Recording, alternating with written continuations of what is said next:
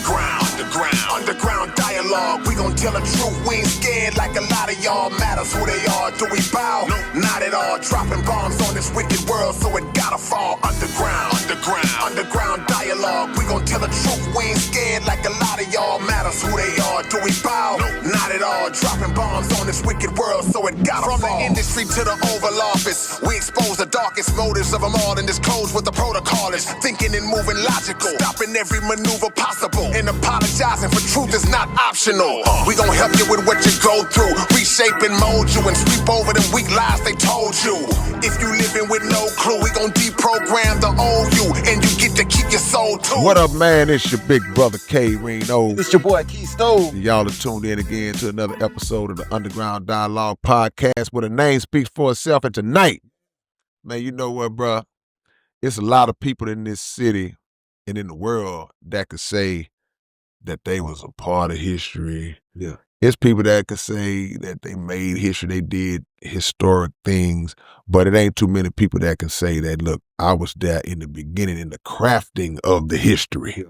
And this brother that we got sitting with us tonight, he was part of the beginning of one of the most legendary, iconic labels and movements to ever come out of our city, man. He's a rapper extraordinaire himself.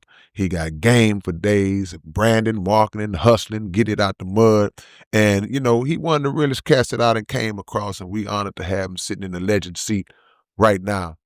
The one and only Lester Roy. What's going on, my brother? What's the deal, man? Man, It's you good tell to me. finally make it to the podcast, K. Man, we glad to have you here because you know, we know you ain't been nowhere else, so we got you first. Oh man, who gets you after this here? We Right on, we right we on. got you first, man. Man, you in the short time, man, you've been chopping it up. You know, you've been giving me a lot of the history on your origins and all that. And we've had Watt sit in this seat. We've had Magno sit in this seat. People that have all spoken about you, and I always heard your name just for years and years circulating. Being one of the people who was there in the beginning of the Swishahouse, man, give us some backstory on that, man. Well, the backstory on being one of the first Yeah. to be a part of the Swishahouse, because I moved to the hood in elementary. I moved to Rosewood. I was in elementary, and I was like in the 4th or the 5th grade when I met Michael Watts. Yeah. Watts stayed around the corner. I can go out my backyard and jump a fence, 2 fences, and I can be in Watts' backyard. Yeah. Actually, that's how it kind of drew me to his yard, because he was always practicing DJing. I used to hear the music. He used to be scratching and, you know, mixing, and I'm like, man, what the hell going on over there? Yeah. And I would jump the fence, and I knock on the door, and he'll look at me through the window and like, man, what you want? Man, you too young, man. You need to go home. Yeah. I'm like, man, I want to come in. Like, man, no, you can't come in here, man. You got to go home. Go home, little dude. You know, I He was was dead serious, like, oh, Yeah, he was serious. yeah. And I was so persistent to where it took to like middle school when he finally opened the door for me, to where he gave me an opportunity. So I had went and, you know, like I said, I met him in elementary. I wasn't rapping. I wasn't doing no rapping then. But when I got to middle school, that's when I feel like, man, I want to rap. I want to try to rap. Right. And I told Watts, I say, man, I want to rap, man. I be hearing you play the music, man. Let me rap. And he was like, okay, spit something. I'm like, right now? Like, no, tomorrow. Spit Yeah. something right now. Yeah. And I started to try to freestyle because I didn't have nothing wrote. I wasn't writing. So I tried to freestyle, and Watts looked at me and say, man, you know what? I like your spirit and your energy, that, but you're not ready. Yeah. You're not ready. But I like how you just came and you presented yourself and said you wanted the opportunity. Right. So what I'm going to do for you, he said, man, come back tomorrow and I'm going to have something for you. Right.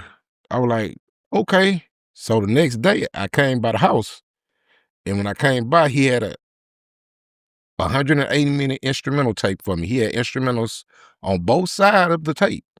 And he said, man, I want you to take this, find whatever you like, and practice. Just practice. Take it and practice. I'm like, all right, cool. So after that, I started practicing with one of my partners that was from the hood. D. Tolliver was like one of the first guys that I felt like, hey man, I think I'm gonna try to rap. You want to be in my group? And he was like, yeah, man, I want to be there. Yeah. So I say, cool. I got these instrumentals. Wise gave me. And he was like, Wise gave you that? I'm like, yeah, man, the dude be on the radio. I say, yeah. He was like, okay, well, bet let's write. So we started writing raps, and we had got to the point where we had some people interested in us to try to sign us. We was young. At that time, we was doing positive raps, just say no to drugs, listen to your parents, and, you know, be something in life. Don't be a dummy, you know, use your head more than a hat rat type raps. And we had end up getting to a point where Jive Records had found interest in us because we was young. And Jive, we had got a manager. We had got a manager. It was a chick I was dating at the time, and she said her uncle did managing, and she introduced me, and her uncle found an interest. Like, oh man, y'all got something. I'm gonna work out something, and he was the one who worked out the arrangement with Jive. So we went to Jive, and Jive decided that they wanted to sign us, but we didn't have the clearance because we was underage. I had just turned 17. D was like 16 or 15. So he had to get his mom permission. They still wanted my mom permission at the time. Right. My mom signed a contract in a heartbeat. But when we went to D house, his mom looked at the people and say, my son is not gonna be a rapper / drug dealer. He's gonna go to college and gonna get his degree. He's gonna be something, he's gonna make something of himself. Right. So she turned down a deal that I was kind of stuck out on. Like, I was ready to rumble, but I couldn't rumble without my co-partner. The deal was set up that it had to be both of y'all? It had to be both of us Okay, because that's who they got introduced to. That's who they feel in love with. They like, oh man, we need both of y'all. My manager even, that's who when he brought the job to his mom, and his mom told him no, the look on his face, he was hurt. He was like, man, Luster, I'm gonna have to do something different. I'm like, why? He said, man, because we can't, I don't feel it like I felt it without him, because it was both of y'all that got my attention. It was both of y'all together. He said, man, I got somebody else I want you to meet. And he introduced me to his nephew after that. So D quit rapping. And I end up getting introduced to my manager nephew, that he was going to a studio in Missouri City. All right. Yeah. His hood. Yeah. Matter of fact, my partner behind me, Darnell, that's where I met Darnell at. I met Darnell, I met Archie Lee, I met a couple of more cats. Rest in peace, Kareem, he passed away. It was like Boys into Men program that he was teaching kids how to do something positive with their life instead of negative things. We're gonna put you in the studio. We're gonna let you learn the process of making music. We're gonna let you learn how to create. If you want to be a producer, we're gonna put you in front of the keyboard and let you figure out if you can do this. So it was a big open door for me. I was ecstatic by it. I got an opportunity to learn this Hands on. Yeah. And we had I did a song, like when I came in, he was testing to see if I was, you know, worthy to be in there. He was like, man, I got a song that I already did, but I want to see if you can put a verse to it. So he played the song. I was like, yeah, I got you. I went in the booth. When I came out the booth, man, you dope, man. I need you. I want you on team. And I'm like, okay, well, I'm here. I mean, yeah, what you talking about? What you talking about? Yeah. So he was like, okay, well, we got some arrangement that he was a Muslim. So he was going to Muslim conventions, and the song that I did, it was a positive song. It was a song about being a father's son, like, you know, growing up without your father in your household. So it was very touching to a lot of people. A lot of people can relate to it. And what I was saying on it, he felt like, you got a dope verse and it's real. I want you to come out of town to this convention with me. And I was like, okay, cool.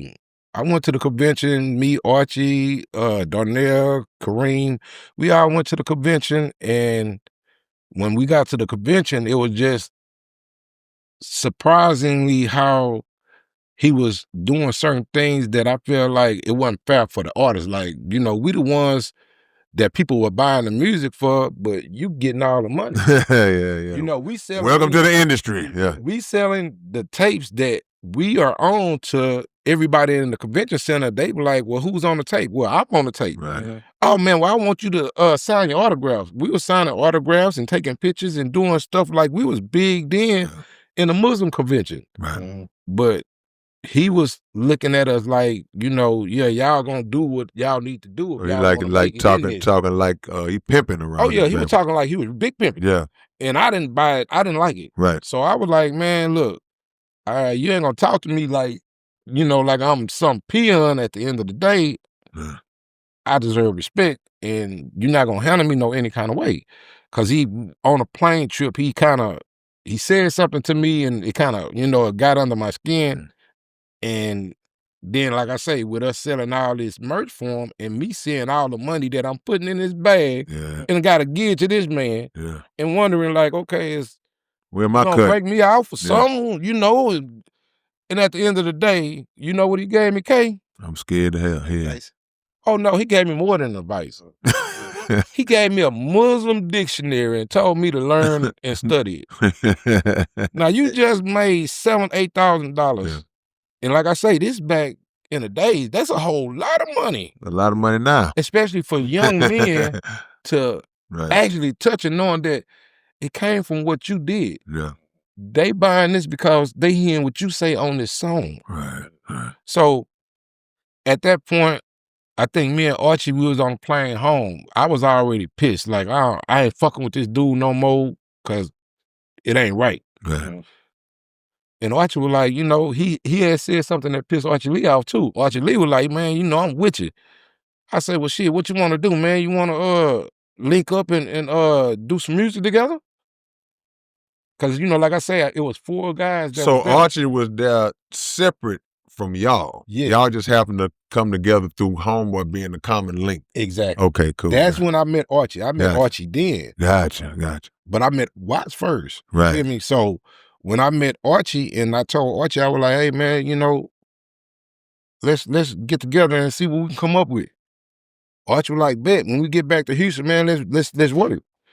We went out, got jobs, went to Mike B's studio off of Tidwell, Trinity Garden Cartel, and paid Mike B for original beats. We weren't doing no underground tracks. We was paying Big Time Jefferson. Randy Big Time Jefferson was producing for us also.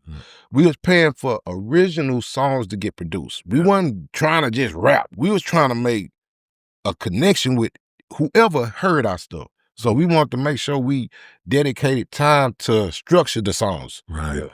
And when we went and did it, after we got 7 or 8, we had probably 8 or 9 songs. And because I never told Archie, I knew Michael Watts. You feel me?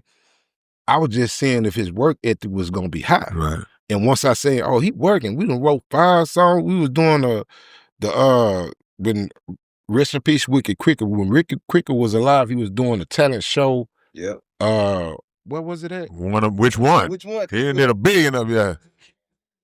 Depending on what year. What year is this? What year you This talking? was probably 9495. Yeah, ain't no telling where Wicked was and now. Yeah. But Southport Mexican was at the event. He used to always come and do the podcast for 97.9. Oh, y'all might have been at Boomerang. Boomerang. Yeah. Okay, so we were doing the talent shows and we was winning. Yeah. We would win sometime, but we would lose because back then it was about if you came with a crew, if you came with people to cheer you on when they say, is this the like winner? Apollo, yeah. Yeah, that's how Wicked was doing it. It's like, who's the winner? Is he the winner or is they the winner? Or whoever screamed the loudest was the winner. Yeah. It was so many nights where Wicked was like, man, I hate this shit.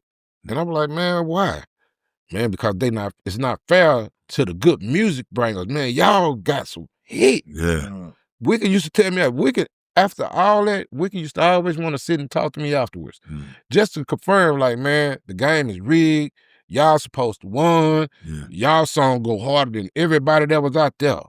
And at this time, Chameleon and Power Wall now was out there. They was calling themselves the Sleepwalkers. They was called Sleepwalkers. We was in competition with Power Wall, and we didn't know them. They didn't know us. See, when me and Archie went to do the talent shows, we was keeping it secret that we was from the north side. We on the south side doing talent shows, getting everybody, like, they was loving, the songs had so much connection with people that's why Wicked was always saying, man, I hate doing this because y'all supposed to win. Yeah, I hate that why don't y'all bring some people to cheer y'all on? And we like, well, man, we just doing what we do. Everybody can't move like we move. We want to come and try it out. We pay our little $25 to enter the contest or whatever, and whatever happened. I ain't gonna lie to you. Sometime though, that's the best way to do it to me, because I don't want to win under no false pretenses. Like, I could bring 50, 60 people there and they can holler the loudest, but did I really win? If we do, if I can win where don't nobody know me, or even if I don't win, but the response is there, that's gonna be most satisfying to me than if I just bring all my partners who gonna hoop and holler and like that. We got the response. Yeah. Like I say, for us being on the north side, we even got some south side ladies out of it. Hey man, I'm just saying, they was tuned in and listening exactly what we was doing, and they fell in love with the way we presented ourselves and how we approached the mic. Like, we wanted to be professional. We wanted to entertain. We just didn't want to get up there, stand in the middle of the club and rap in one spot and don't do nothing but stand in that one spot. We wanted to get up and engage with the crowd and, let them know that, hey man, we here to entertain y'all, not just to win this money, which would be nice to win this little money. Right. But us coming in, getting our practice, that's what we call it. Like, man, it's just practice. Playing a long game. Playing a long game. So after we did that so much, that's when I told Archie, I said, man, you know what? I got Watts, Michael Watts. He was like, Michael Watts from the radio? I said, yeah, man, that's my neighbor. He stayed around the corner. I can jump the fence and go to his house. He was like, man, years later, he's still jumping the fence. He was like, man, you bullshitting. I say, yeah, man. He was like, man, what you gonna do? I say, man, I'm gonna call him up and I'm gonna see if he can sit down with us. So I did that. I called Watts up. I said, hey, Watts, what's going on? He was like, man, what's good? I said, how you been? I said, man, I've been working. Oh, you still working? What you got? I said, man, I got my partner, man. We got some music that we've been putting together. I'm just trying to see, would you be cool to try to manage us, because I think we got something. And he was like, I tell you what, man, come to the Swishahouse. Well, it wasn't Swishahouse back then. It was just the pink house in Rosewood. Yeah. The Swishahouse was a pink house. Right. So he was like, just come to the house. Bring your boy to the house. So me and Archie came to the house the next day. We played the demo. All original tracks, all original songs. He listening, he rocking his head. He listening. Go to the next one, he listening. Next thing you know, he stopped the music. And he said, man, I don't want to be no manager. I like what y'all doing and what y'all did, but I don't want to sign up to be no manager, man. I don't want to do that. I said, well, damn, watch what you want to do. He said, what I want to do is I want to be able to do a north side type of south, like the south side got DJ Screw and the south side rappers be rapping on and representing where they from and they side of town. I want my artists over here to do it for the north side. I want them to do like what Kiki and Pat do. I want them to just go off the head. Can you freestyle? I say, you remember I tried to freestyle back then? He said, yeah, I remember, but that's when you was first. He that was in 1942. He said, but you just played some real good music. Yeah. So I know you could freestyle. I know you could do the slab. Yeah. So I was like, okay. I say, man, anything beats nothing. I say, okay, put on the beat. And the first beat that he put on was Smile for Me by Scarface and and Pop. Tupac. Yeah. And when we freestyled on the beat, Archie had, I gave Archie the intro. I'm like, man, just intro me. Give me an intro, you know? And he started talking and he screamed out, I'm in this Swishahouse. You know, when we came to Watts had already had his brand going, but it was calling it Swisher Mixes. Yeah. He was calling it Bone Zone. He was calling it, you know, North Side Mix. Yeah. He didn't have Swishahouse. It was just North Side or whatever he titled it. Whatever he titled it. Yeah. The majority of it was Swisher with the ER. Gotcha. Swisher. Gotcha. Swisher Mix. Swisher Mix 1. Swisher Mix all the way to Swisher Mix 37. Wow. So all these mixtapes he was doing before we came. When I brought Archie with me and Archie did the intro and I rapped, Archie said Swishahouse. I'm in a Swishahouse. So when he said that, it stuck right there. Man. From that point, every time we rapped, we was Swishahouse. Wow. You know what I'm saying? Like every time me and Archie came, it was always me and Archie. To the point to where Watts felt like I brought some talent. You can be an A&R type. Listen, what I want you to do now, can you go through the neighborhood, ride through Rosewood, man, find anybody that you see and ask them, do they want to rap? Yeah. You know, I was in now. I'm in now. I'm in the clique now. So I'm the first rapper in the clique, actually. Yeah. So he was like, man, I want you to go and find some niggas that want to rap. Can you just ride down the street? And so I did. I rolled through the hood. I pulled up to the corner, saw, hey, man, anybody want to rap? Nigga looking at me like, nigga, who the fuck is you? Talking about I want to rap. They knew I stayed in the hood, but they were like, nigga, you rap, don't you? Yeah. But you know, my raps weren't getting nowhere. But what I did on the tapes, the original music that everybody didn't get to hear. Right. Only certain people heard. But when they knew, oh man, you rap. I say, yeah, but I'm surveying for Watts. Watts told me to go find people. I find a couple of people in the hood. Drunk B, rest in peace. Drunk B actually was the guy that drew the logo for the Swishahouse for me. Okay. I had to ask for permission. When Swishahouse started getting up and pumping, the name was, the song, the music was out, and everybody was like, I heard Swishahouse. Right. Swishahouse, I heard of it. So me, I was like, I want them to see Swishahouse. Yeah. So I sat down with my boy B and I asked him, could he draw a logo? And I sat there with him for a couple of hours, bought him a couple of 40s, and he went at it. Okay, because I always thought you did. Yeah. Because I think Watts gave you credit for doing it. Yes, because that's what it was. Gotcha. It was my vision, but I couldn't draw. Okay, so it went from your head to his hand. But it actually, and I sat there, I don't like it. Yeah. He'll tag, he'll ball it up, throw it in the trash. He'll start another one. I don't like it. He'll throw it in the trash. He'll do another one. Say, listen, man, I need a pack of cigarettes. Man, keep working. I'm going to go run and get you a pack of cigarettes. You need another bill? I'm going to bring you another 40. I ran to the store, got him another 40 and a pack of cigarettes. I come back. Man, make the roof lean. Look, make that chimney a blunt. Make it. See, my vision on the Swishahouse was we was inside that house having a party. To the point to House Party. Right. The iconic movie House Party. That was I want that roof to blow off down there. Yeah, like you know, on the movie. Yeah. But I say, don't let it blow off. Let it still be attached, but just make that bitch like levitate. Levitate that way you know there's some shit going on the inside. Right. So he was like, I got you. I say, put the blunt on as the chimney. We want that blunt to be smoking. We smoking in the Swishahouse, nigga. Slipped up first time in the Swishahouse. He got by me. But the second time came, you ain't getting by me. I say, hey, man. When Slim came, I say, man, you know this is a Swishahouse, right? Yeah. Slim was still in high school. Yeah. Slim wasn't smoking. Yeah. Slim was like, man, I don't smoke, man. I'm in school, OG. I say, look, man, I'm going to tell you like this here. This is the Swishahouse, and if you want to get on the mic in the Swishahouse, you got to hit the switch. Man, I'm glad I ain't come to the Swishahouse back in the days, man. Hey. I'd have been done, man. Look, he looked at Watts. Watts did this here. Watts straight up put his hands like, man, he said it. Yeah.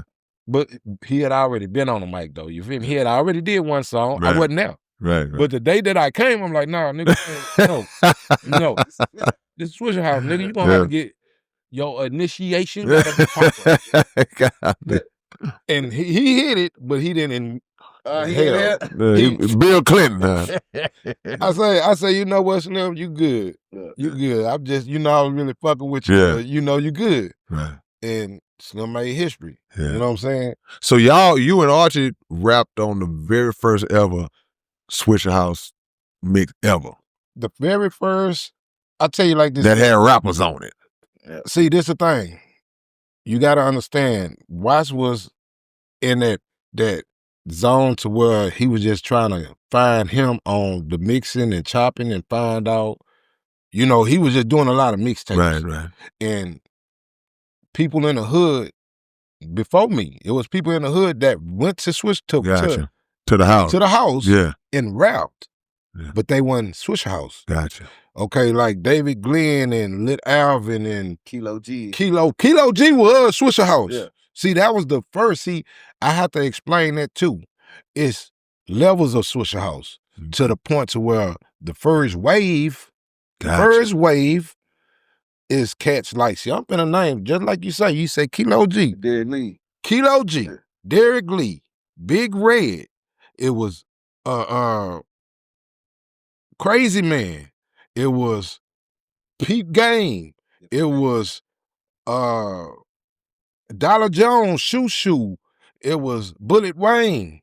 It was DJs. See, people like Ron C. and Watts is a DJ. When I came, it was Lowdown. It was Stevie C. These was DJs that was giving Watts ideas to mix different things together. You know what I'm saying? Like, man, I was doing the mix and they would pass it to Watts. Watts slow down what they did and do his flavor to what they already blended together, and were like, man, it was crazy when I did the blend. Right. They was giving Watts some things to work with. So it was two, like I say, those two DJs. Ron C went around. Yeah. I'm gonna be real. Ron C came on the second wave. Gotcha. The first wave, Stevie C, Lowdown, like I say, the artists is Kilo G, Bullet Wayne, Dollar Jones, Crazy Man, Peep Game, and me and Archie Lee. It's 7 or 8 of us that was coming in on a regular. When Watts would say, hey, man, I'm finna do a mixtape, man. Man, go run and get Crazy Man. He would get me to go get Crazy Man. Yeah. Then he would go get Archie to go get Peep Game. Yeah. So every time Crazy Man was in there, 9 times out of 10, he was rapping with me. Right. Vice versa with Peep Game and Archie. Right. Every time Archie get Peep Game, he'll do the song with Peep Game. Mm-hmm. You know what I'm saying? He would like let us rap with the new people that was coming in. Like, hey man, I think they got something. He on the east side, or he in Acres Home. Hey man, just rap with them. Y'all just freestyle. That's right. So we would do that. We would have fun. It was all fun. Yeah. You know what I'm saying? The second wave came. Lil Yo was the first of the second wave. Lil Mario was the first of the second wave. Gotcha. Slim, J-Dawg, Tiger Pick, they start coming in. I used to love when you say they came in prepared. I was rolling when you said that. I only said that because we couldn't be prepared. See, this is a thing. The people with the word prepared, it's a perfect word for what he's saying. Because it said some of them was freestyling while other people came prepared. Yeah. That was a nice way to say. Yeah. They came with their A game. Yeah. But we didn't have no chance. We didn't have the opportunity, K. Yeah. See, because when I went to Watts and asked him for what I wanted for him to be my manager, I don't want to do that. I just want y'all to freestyle. Right. See, you get what I'm saying? Yeah. Out the rip, I don't want that. I want you to freestyle. Yeah. If you don't want to freestyle, then y'all can go. You don't need you. I'm like, well, I want to give me cut on the mic. I'm going to go off the head, rip the stead to them dead, never scared. I'm just, I'm on it. I'm not finna let you kick me out when I'm trying to get in. I'm trying to get in. And you say I got a freestyle, bet. Let's do it. That's the first wave though. Yeah. that's what I signed up for. Right. See, the second wave, like I say, Lil Yo came, he brought Slim, and Slim had it in his mind, like, I ain't finna fuck up. Freestyle, I'll write my shit like a flow. Yeah. And came in, destroying it. I used to tell Slim all the time, man, I love how your energy and what you do, because you come ready. Right.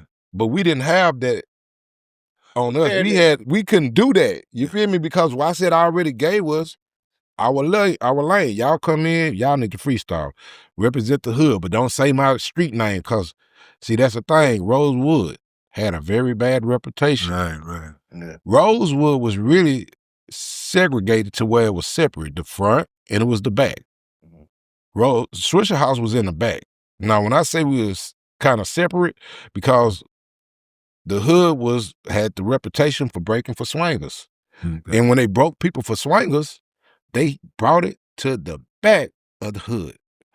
The studio, Swishahouse, is in the back of the hood. Right. We are not affiliated with that. You get what I'm saying? We seen it. Well, you can't help but to see Like, it, right? all the Rams in the yard. Evidence is right here. It's right at the corner. Yeah. It wasn't in the Swishahouse. Right. It was on the street. They would break the cars and leave them. They would say, man, I used to come outside and go to the corner like, damn, bro, there go another one. Yeah. Oh, shit. Somebody damn, got last night. Oh, that was a clean motherfucker. Man, You know, I right. go to the corner and I see, damn, they broke. Oh, boy, they breaking boys out. Yeah. So watch what I always say when we first started rapping, man, don't say the neighbor. Don't say, y'all can say Rosewood, but don't say Teasdale. Right. We don't need nobody that got their shit stole coming back here and seeing y'all cars in this yard. They gonna know, oh, that's the Swishahouse. Yeah. Look at the slab. Oh, okay, yeah. They're gonna tie everybody in. Yeah. They all in one spot. They can spray their house. Spray the house. Yeah. Wash used to always tell us, you know, man, you can do you on a freestyle, but if you can't, I'll edit it. Right. He used to go back and edit it. If people were saying the street, he'd take it out. Nah, that's wise though. Actually, like I say, it was guys in the neighborhood that was rapping on, you know, they'd come with their money, like, man, I want to just rap. And Watts would let them rap. Watts would do it on a underground track. And once he hear what they saying, you get them they copy, and that's it. Like, it's not going to make it to the tape. You talking about Rosewood, you slipping, you get got, I'm going to take your swingers, I got a screwdriver, tatted on my arm, and I'm going to. Yeah, that's you. That's your shit. Yeah. Watts would never put it public to a Swishahouse tape. Yeah. You know, like I say, it was people that was there before I got in there.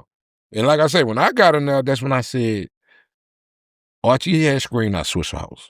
Yeah. You know what I'm saying? When Archie screened Swishahouse, that was official. This is Swishahouse. No, I don't know what it was when they was doing it, but it's Swishahouse. No. I know when Screw, when they start first popping off, those tapes were circulating through the hood. Was it like that on the north side? Like it just, boy. Yeah. K, I could go out and make $300-400 in a couple of hours. Right. Like, I can go in my neighborhood to the corner store. Man, I got that new one. Lost, I don't want it if you ain't on it. Man. Because that's what the hood has so much love for me. Right. You know, I was selling dope at one point to where when my brother got killed, rest in peace to my bro, when he got killed, I bagged up out the dope game. I told him to do something, like I can't do it no more, because he was watching what I was doing. He was watching my footsteps, and he wanted to be like his big brother. Right.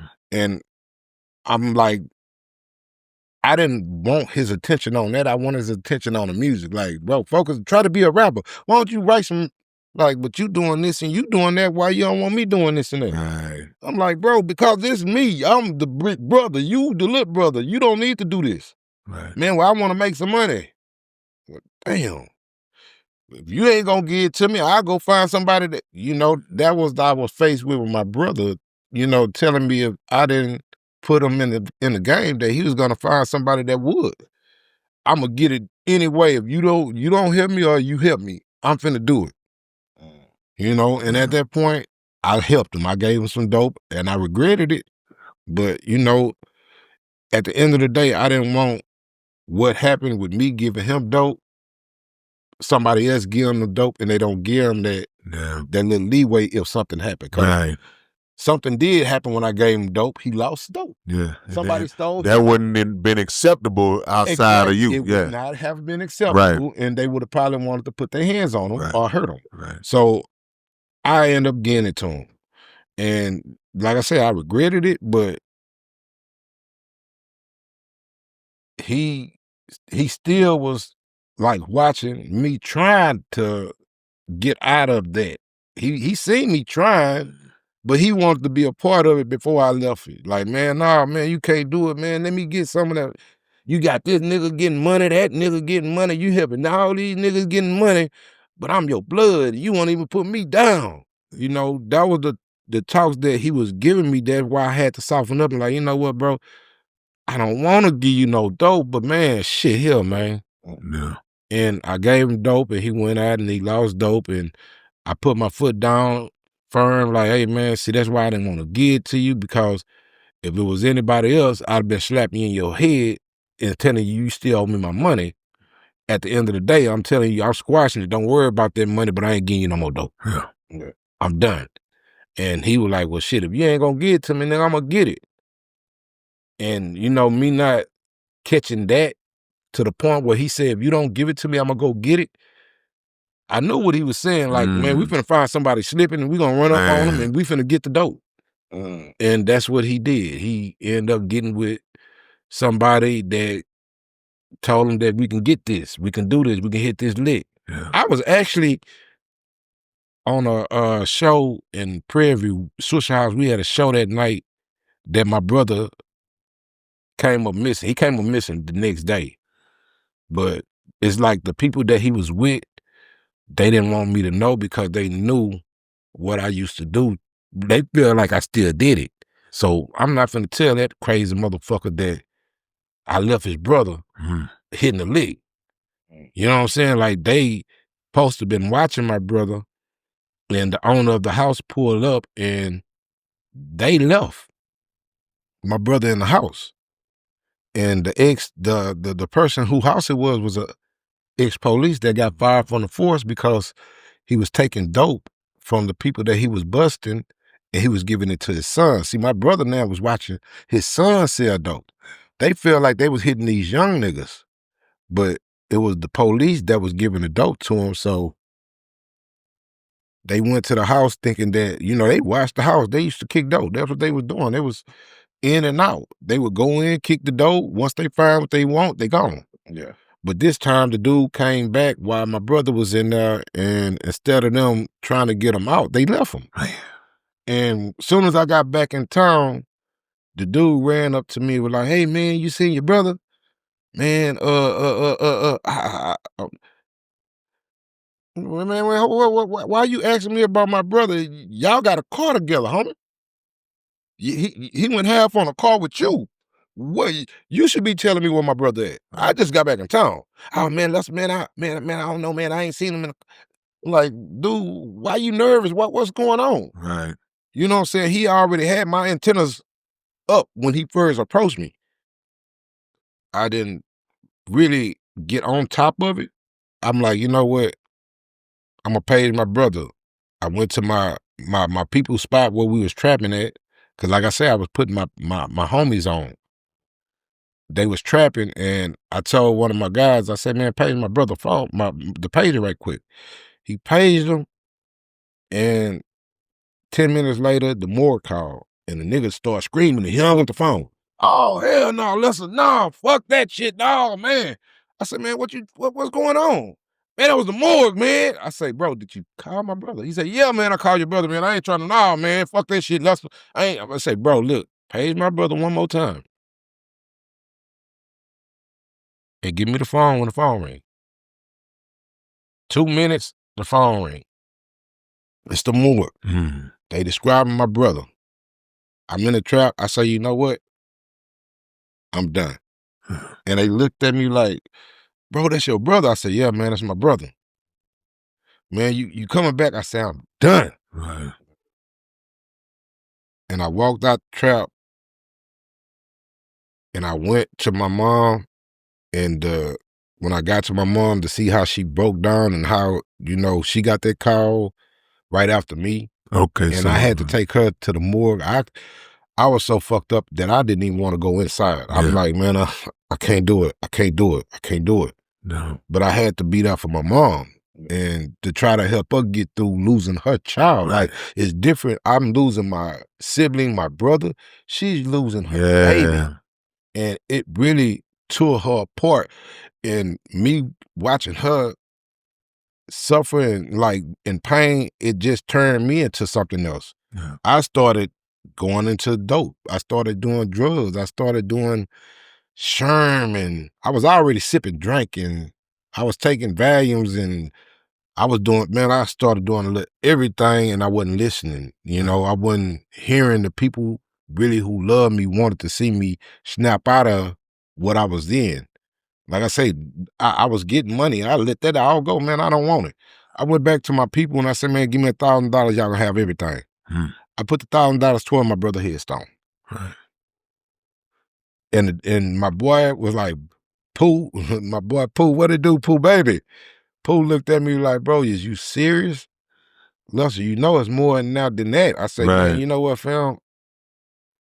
You gonna go with it, man. I'm good, man. I just give me a stack, and I can go put on my brother headstone, and I'm good. I'm done. What year was that?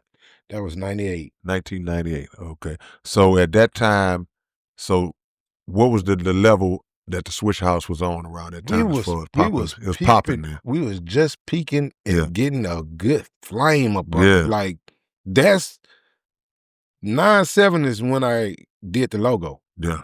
So once I did the logo, everybody started really catching on. Swishahouse, they start seeing Now I started changing. Now they started looking for the music. When you walk, like when Chocolate Town, like, of course, that's the North Side Club. We would go to Chocolate Town, and I would go in the park. I wouldn't even go in the club sometimes. I just walk in the parking lot, make me $300, $400, $500 in the parking lot. Yeah.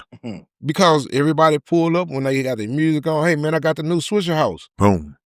Oh, man. Yeah. I got the shirts. I had hats. I had bandanas. I had towels. They would start buying anything I had. Yeah. That was 97. 98 was when we was just starting to get going to the point where we was making noise and we was actually getting paid for tours. We was getting paid for shows with no album, no records, just mixtapes. Being on mixtapes. Yeah. But there's something that Watts did, because one thing about the difference between I always notice about Watts and Screw is that y'all had merchandise on the mixtapes. It was commercials in that bad boy. So they had numbers and emails where they can find you to book you to these tours and stuff. Where on the South, they ain't had nothing like that. Yeah. But it's funny because at the beginning, we was on tour with Screwed Up Quick. We was doing shows with DJ Screw and Fat Pack, Big How. We were doing shows. They'll go on in Beaumont, we'll go on, or we would open up and they would close. We was on a small tour with DJ Screw when we first started, like, getting that flame. And like I say, 97, 98, we started getting hot. That's when I started falling apart, though. 98, I started falling apart. Lost your brother. Watts was babying me. He was pacifying me what they were saying. Like, man, why you do that nigga like that? Why he get to do this and do that? And it's no consequences. Like, I used to go to jail. Like I say, I was fucked up. I was messed up to the point where I would go get in some trouble, go to jail. Watts the first person I called. First person I called, I'm out of jail. I get lectured. Lester, slow down. You doing too much. Da-da-da-da. Okay. 2 weeks go down, I go back to jail for another dope case. Lester, you tripping, man. But I'm gonna help you out. Watch, pay my lawyer, pay my probation fees, take me to it was Liberty County. He would take me to Liberty, buy a room for 2 weeks so I can do my community service. Yeah. Watts was spending his money on me to the point where they were like, man, Lester taking advantage of you, man. But I was I wasn't. You was gone in the head. Gone in the head already. I wasn't seeing that like that. Right. You feel me? All I was seeing was, man, I'm in trouble. I need to get out of jail. I need to get, man, help me out. And Watts would come to the rescue. Right. You know what I'm saying? To the point to where 9899 2000. See, when the day Hair Broke Loose dropped 99, that's when Watts, I think he had signed with Southwest Wholesale, and they kind of fucked him over on a deal to where they gave him some money, but some way it was a bad deal. To the point to where G-Dash came in and was like, Watts, let me help you with this album stuff so you won't get fucked no more. So nobody be looking at you like, well, our money, because you made a bad deal. You know, you got 14 niggas that's for the day Hair Broke Loose, like, man, where my money? Right. Yeah. Damn, that album doing good. We in magazines. They talking about this on the album. It's on the radio. Where my money? Yeah. You know, everybody got their hands out at Watts, and Watts was like, well, man, I did what I could do. Watts went in his pocket and bought everybody that was on that second wave a piece and chain. Not a chain of a Swishahouse piece. Yeah. So you had to get your own chain. Watts did that after that deal. Was any of those guys under actual contract at the time, or just more just on the GP hit? It was really, I think it was really on the GP because we didn't get contracts until the day Hair Broke Loose. Gotcha. And the contracts really was like signing out your ownership to get cash money to, you know what I'm saying? Like, hey man, you signing over your rights now when you get this money. You know, this a one-time payment for your work, for your whatever you contribute. Exactly. But no royalties, basically. No, we didn't know what royalties were. We didn't know. I mean, Watts didn't know how to get us royalties. Yeah. Nobody understood those terms. Right. G-Dash understood. Yeah. So G-Dash ended up talking to Watts and like, hey man, you messed up on the first one, man. Let me help you on the next album. Is that when the Swisher Blast? That's when the Swisher Blast came along. What is the difference between, what's the Swisher Black? I always heard that, like, Swishahouse was created and founded by Michael Watts. Gotcha. Swisher Blast was a joint contribution from G-Dash with Watts so they can do albums under the umbrella of Swishahouse. So I'm just gonna say, like, if you sign with Swishahouse, you really sign with Swisher Blast if you're doing an album. Gotcha. You're not really signed with Swishahouse, but it's under the umbrella. It's a subsidiary like situation. Yeah, I got you. I got it. So when Watts, so Dash came and said to Watts, let me help you since you made the mistake on the first deal with the day Hair Broke Loose. So Watts, when he said that, he told me, say, I tell you what, since you want to help, Lester Run need to be the first album. And like I say, him again. Of course. Because he want me to get back out on the ball, like get off that bullshit, stop doing what you're doing, and focus on this. Maybe that'll help you to focus on something positive. Do an album. Do your album. So Dash came to me and he said, yeah, man, I'm finna start working on these albums, and Watts told me to come holler at you. And me being so gone, I told Dash, fuck you. Yeah. Not because he was being a certain type of way. It was just, I was still You mourning. was tripping. I was still mourning. Yeah. I was still your brother. Okay, my brother. You know what I'm saying? This is 9-9. 9-8. This just 9-8. He just died 9-8, and you coming to me at 9-9 talking about do an album. Man, fuck you, nigga. I'm still dealing, nigga. My brother gone, nigga. Fuck you in that album. He was like, well, Watts told me to holler at you. Man, fuck Watts too.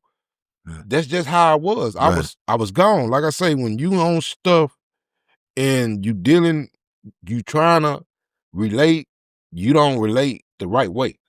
Because you own these, you own stuff.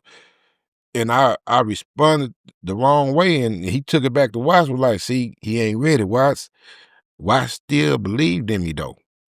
He still believed in me. After that, I went to jail again. Yeah. After he asked me to do the album, I went to jail. I told you he ain't ready, Watts. When he came, I said, man, just do Archie album. Just do Archie. Archie was there with me first, so just do Archie album. Yeah. You know what I'm saying? I had to humble myself down instead of saying, fuck you.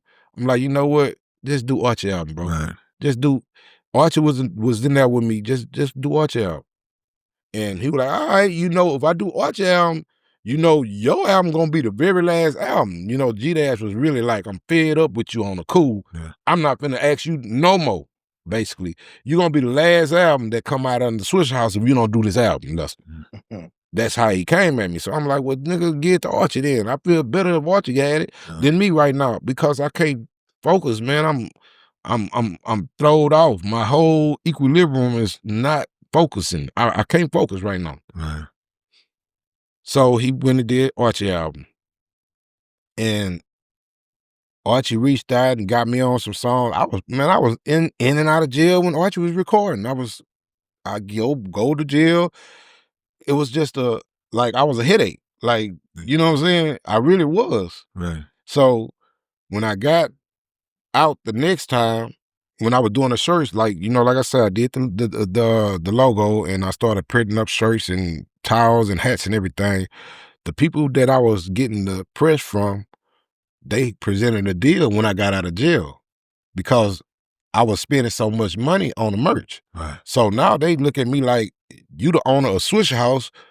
I'm like, nah, I'm not the owner of Swishahouse. Like, but we press up stuff for you. Yeah. I'm like, yeah, well, you the owner. I'm like, no. I say, Watts is the owner. He said, man, look, we want to sign a contract to put these shirts, all of your merch, and Sears, Palais Royals, Macy's. We want to put this brand out for you. It's real. It was real. Yeah. To the point to where when I got the contract and I say, Watts, the people that I was doing the press with, they want to sign a deal to me. He was like, what they talking about? I say, I got the contract. He was like, all right, well, tomorrow just bring the contract to the yo. I'm like, okay, I'll be there. I pulled up to the Swishahouse with the contract. It was just Watts and G-Dash in there. I knew it was gonna be a problem when, you know what I'm saying, because I had just recently cussed out G-Dash. I knew it was gonna be like a problem, like, you know, like, damn. I passed the contract to Watts. Watts didn't look at it really. He just glanced at it. Yeah, this is my business guy. Yeah, this is my business man. Right. He hadn't looked over the contract for about 5-10 minutes. No, I don't think this good. Man, Lester, I tell you what we do. We gonna support you. Cause you know, like I say, I'm in and out of jail. I was sponsoring the shirts myself with no help. I was doing everything.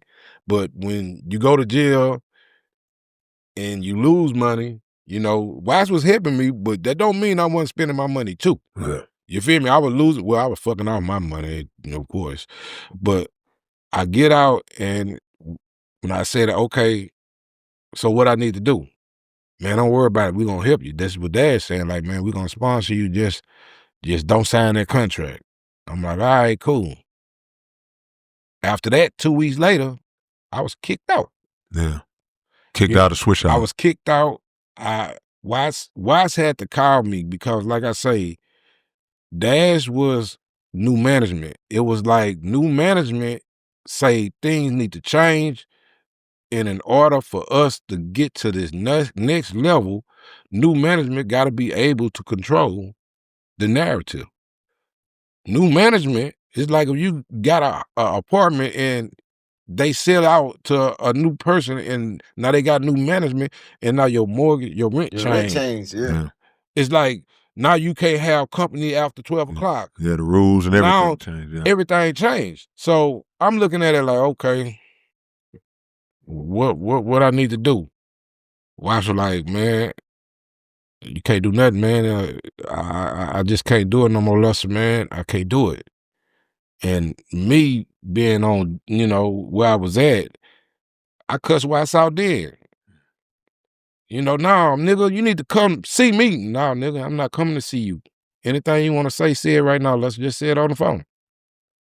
I'm like, I'm going off. You a coward, man. I'm going off on him. And wife was like, man, look, whatever you say, man, I accept whatever you say, but Lester, I wish you luck. I wish you success, but I can't do it no more. I can't do it no more. And like I say, I know it's because new management. Okay. Watts, if you keep this nigga under your wing before the house get up and before we get the house all the way up, he's gonna tear it down by himself. He got too much going on. He won't listen. He disrespectful. Yeah. He doing this. He say, man, I was a bad person. Like I say, when I look back, I'm like, damn, man, I had it good too. Watts had nothing but love and wanted me to be successful. He seen that I had it. Right. Man, you got that it factor. When I first started, like I say, now I gotta go back. When we first got to rapping, before I got to rapping with him, he used to take me to his parties. Like he was like, hey man, I got a party this Saturday in Warren, Texas. You wanna come? I'm like, yeah. All right, well, I need you to help pack up my crates and my music. And when it's over, just help me take it down. And I'm like, cool. And he would pay me for going out of town doing the parties. Right. But the best part of that was he used to let me freestyle at the end of the party. Yeah. So I'm like, oh man, we're gonna let Lester Roy freestyle. So it was me and Archie used to be with him. We used to freestyle at the parties. See, a lot of people talking about Swishahouse started in 9/7. I think it started way before 9/7. You feel me? 9/7 is when we started getting some motion. Right. 9/8 was when we was in motion, but we wasn't on overground. We wasn't on albums and stuff still. We was still on underground music. Right. Rapping and freestyling on underground tracks. Yeah. So it wasn't like we was there to us, but to the fans, buzz was popping. The buzz was popping, and the fans acknowledged us with the buzz. Like we were like, "Damn, boy, why I feel like we superstars?" Yeah. Like I guess we need to start looking at ourselves like we somebody. But we didn't feel like that because we never had an album. Like we still don't have no album. We just flowing on. I did a flow on Scarface and Tupac. Smile for me. How is that my song? Yeah. It ain't my song. Right. You know what I'm saying? But that was a breaking point to where Watts was just saying, what will we do? What were we willing to do to be in the industry? Like, yeah, I carry your craze, man. I ain't tripping. Yeah. I carry, where you want me to put them? Yeah. You want me to, no, I don't want you to hook up nothing. I got you. I just want you to bring it in and load it back when it's time to go. So, like I say, Watts always gave us an opportunity to make money some way. Yeah. He never was a greedy person, bro. Like when I hear them certain people say certain things, I'm like, man, even though, like I say, at one point, I was like, he a whole ass nigga. Of course, because I'm on something and I'm bitter because I'm not a part of it. You feel me? Like when Mike Jones came, see the story with Mike Jones actually came to me before he signed. Mike Jones asked me, he said, man, I got a question, OG. I say, what's up? He said, man, Swishahouse reached out to me, man. You think it is a good idea to sign? And I said, you know what, Mike? He wasn't even going by Mike Jones when I met him. He was going by Sachi. Yeah. He was Sachi. He said, I heard that years ago that his rap name used to be Sachi. His name was Sachi. He said, do you think it's a good idea to sign with him? I say, man, Watts is a real humble person. He show love to the point to where I would say, yeah. Especially, it ain't a whole bunch of people. I say, when I was there, it was 14, 15 guys that had hands out. Watts tried to help everybody. He tried to give everybody a job. He tried to give everybody an opportunity to make money. If you need some money, man, I need this order field. It'll be me in one day. It might be Blindside a day. It might be Slim pressing up. It was Brother Wood.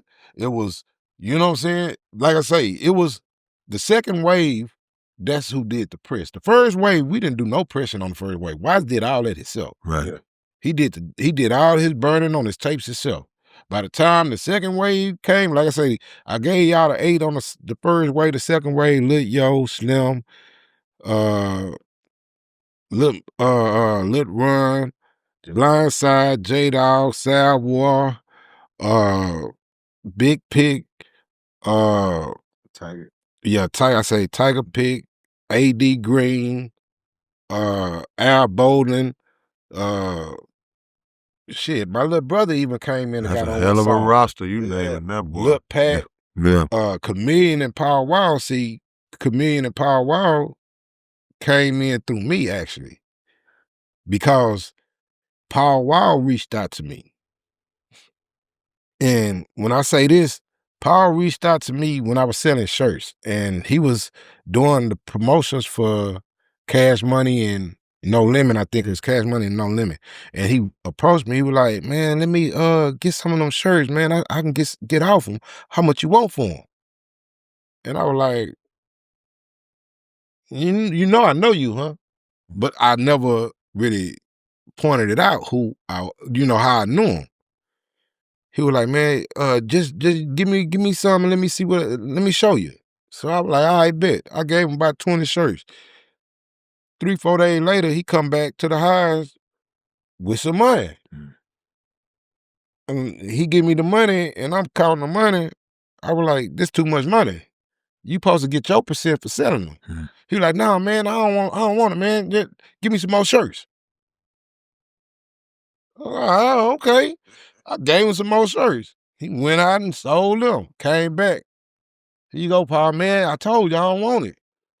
I'm like, "Well, what the fuck you selling the shirts for?" Cause me, I'm really want people to understand that I'm trying to help you get something too. Like, I'm not just trying to make you go out and work for me and you don't get nothing off of you doing your part. Right. You deserve to get paid. That next time, I think that's when he told me, he say, "Man, I rap too." I say, "Yeah." He said, "Man, you think you can get me in the Swishahouse?" I say, "Man, you know what, Paul? You been so good to me, fam." Cause Paul done been to my house. He been to my mama's house. My mama done made plates of food for him and everything. You know you love him. Oh yeah. Once you know him, and my mama still talk about Paul Wall today. Yeah. And I said, let me make a call right quick. I'm gonna call you right back. I called Watts up. I said, "Hey, Watts, what you got going on today?" He was like, "Man, I'm about to go to the studio. I'm about to start a new tape." I say, "All right, cool. I got Paul Wall, man, trying to see if he can get in the studio, man. He want to come to the studio." He talking about Paul Wall, talking about the white boy with the grill. I'm like, "Yeah." He say, "Oh yeah, man. Yeah, man. Similar address." I'm like, "Bet, cool." I called Paul back. I say, "Hey, man, I'm gonna send you the address, give you the address." I gave him the address. He say, "Be there about 4:00. He like, "You gonna be there?" I say, "Man, I'm ripping and running." I was doing shirts. I had to drop off at stores and pick up, I was doing consignments. So I'm like, "I'm gonna be there later. I ain't gonna be there when you get there, but I'm gonna be there." So this before you was gone from the house, or this was after? Before, Okay, gotcha. I was still in the house. Gotcha. So I told him, I say, "Be there about 4:00. He was like, "Cool." I hung up. A couple minutes later, he called me back. "Hey man, can I bring one person with me?" Yeah. I say, "Man, damn, let me call Watch one more time. I'm gonna call you right back." See, I'm the type of person that I don't want people to be shocked. Yeah. Yeah. So I call Watch. I say, "Hey, man, Paul say, can you bring one person?" He like, "Oh yeah, that's cool. That's cool." Call him back. He say, "You can come on with it." Bet. So, since he came in through me, naturally, I gotta be on the song with Paul Wall. Yeah. That's just Watts. Off the rip. This is yeah. Watts. This is not me. Right. You brought him, but Watts got a song on him first. Right. Watts did a song with him and Chameleon first before I did. If I would have been there, I would have probably been on that song too, but I wasn't there. So they did 2 songs, and the other one that was open, all right, listen, you got to start this one off. All right, cool. He put me and Archie on it, and then Power Wall and Chameleon. It was on a Cash Money beat.